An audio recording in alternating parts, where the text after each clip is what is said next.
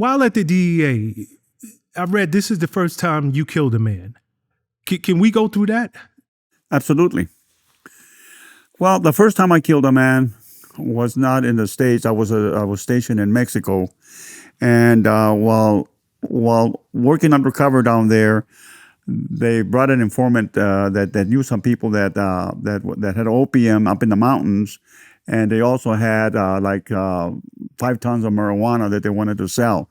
And I'm talking being working out of Guadalajara in Jalisco. So they sent me with the informant to go meet the crooks and negotiate buying opium. It wasn't even heroin; it was balls of opium. And they couldn't provide surveillance for me because we're up in the jungle, we're up in the mountains. They couldn't really surveil me, so I went on my own.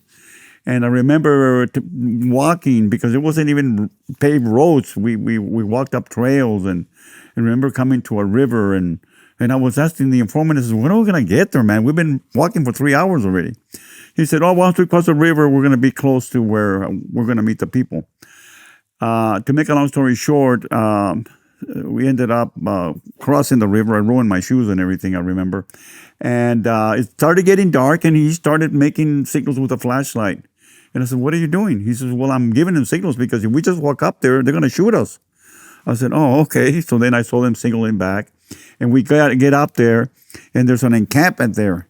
And there's men and women were making tortillas and stuff. And I'm introduced as a buyer, and the people there, everybody was carrying AK-47s, really armed to the teeth. And they started showing me the opiums, which was wrapped in white sheets, and they showed me the marijuana. And I said, okay, sounds good. It says, I'll buy it all. And they said, okay, so how are we going to deliver it to you? And I said, well, obviously I can't come up here and get it. You're going to have to bring it down by the river where we can, put it in trucks. And it's, well, sounds good. Yeah, we'll do that. He said, we'll bring it down to you. And I said, okay. So I walked back, and Jesus, I didn't get back to my other DEA agents till about 3-4 in the afternoon. And they asked me what's happening, and I said, hey, they agreed to bring the stuff down. They're going to bring all the opium and the marijuana down. And when they come down, I said, I'll meet them there, and then I'll give a bus signal, and we'll take him down. That's simple. He said, you really think they're going to bring the stuff down? And they told me they would. I said, why should I not believe them? So they said, okay. So they did. They came down with the stuff. And, of course, we had soldiers and people all around in the area there where we were going to receive the stuff. I had trucks, supposedly, that I was going to load the opium and the marijuana into. But in the trucks, we had hidden soldiers. They were hidden in the trucks, waiting for me to give the bus signal. They were going to jump out and, of course, arrest everybody and seize the drugs. So what we didn't know is that they had put their own people in that area where they were going to deliver, basically to protect their drugs. So when they came down and they said, okay, we're ready. He said, you got the money? And I said, yeah, we're ready to go. I give the bus signal, and man, all hell broke loose. Everybody started shooting, and we ended up killing 7 people there. I don't know. I can't tell you. I don't know who I killed or how many I killed. Or everybody was just shooting. We were all shooting with automatic weapons. The firefight didn't last very long. It probably lasted about maybe 5 minutes. And luckily, we didn't lose anybody. But we ended up killing 7 of the traffickers. That was the first time that I encountered, a major shootout where there were dead people. Wow. Okay. Whoa. It's a couple of things I want to go over. How much drugs were you buying at that time? I don't remember. It was like a couple of tons of marijuana, and it was about 10 kilos of opium. It wasn't processed heroin yet. It was just the black balls of opium. Okay. Do you remember how much you were supposed to buy it for? I think it was a couple of $1 million that I was supposed to have. Of course, I didn't even have the money. They just trusted me. They trusted the informant, actually, the guy that set him up. And that's where I was going with this. You're coming up there. They don't know you.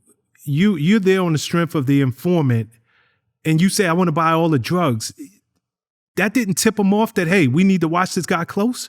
Like he might be working for the other side?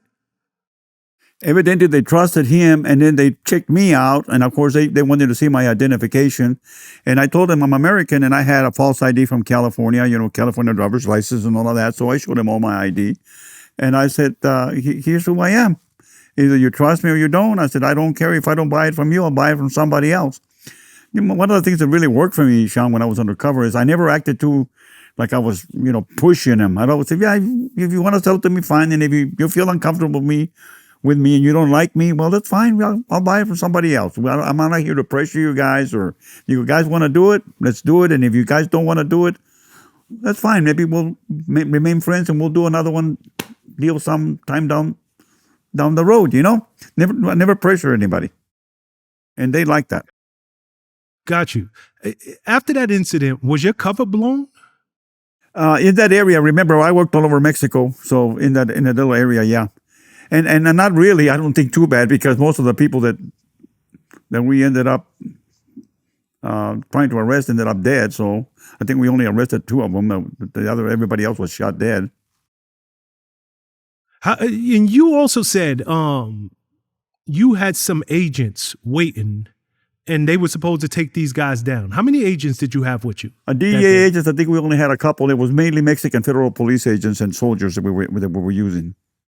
How many in total would you say? I would say there were probably had about 15, 20 soldiers and maybe 10 Mexican federal judicial police officers.